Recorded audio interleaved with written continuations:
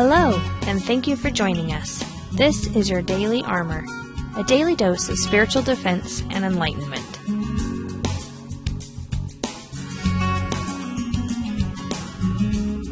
Today's message is titled, O Grave, Where is Thy Victory?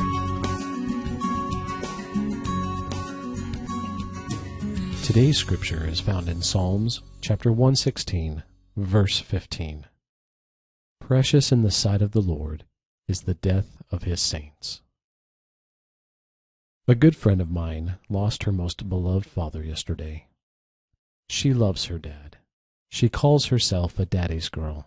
She had told me once that he was the glue that held us together.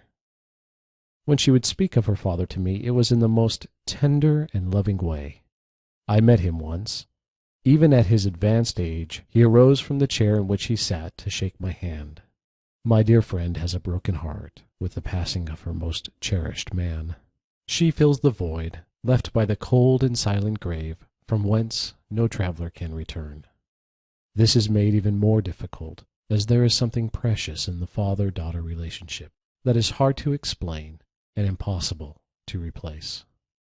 Words rarely comfort during time of loss, but memories made and reunions to be made are often the only solace to a broken heart, for it is memories and faith that bring sustaining strength, hope, and comfort.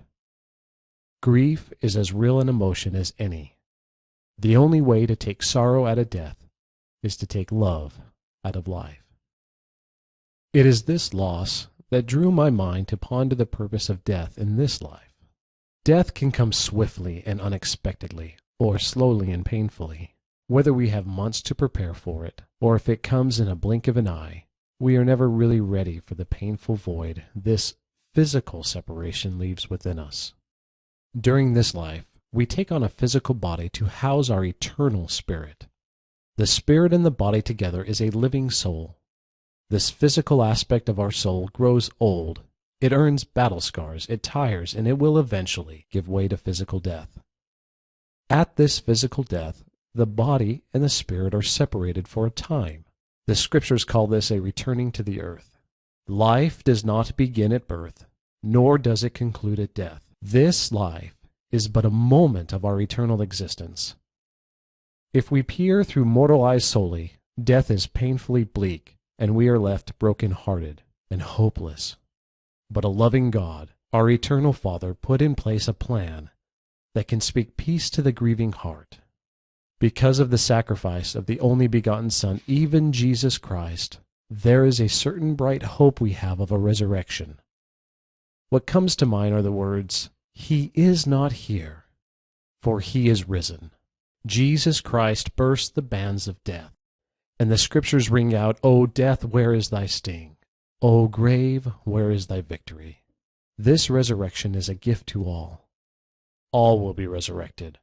Our spirit will again be reunited with our resurrected, glorified body. Death truly is a passing, not an end, a passing from one state to another. When we die, we are taken home to that God that gave us life. We are then reunited with loved ones and friends that passed before us. Our most precious associations that we make in this life continue on the other side of the veil that separates us from them. Our separation is only but for a time. There is hope.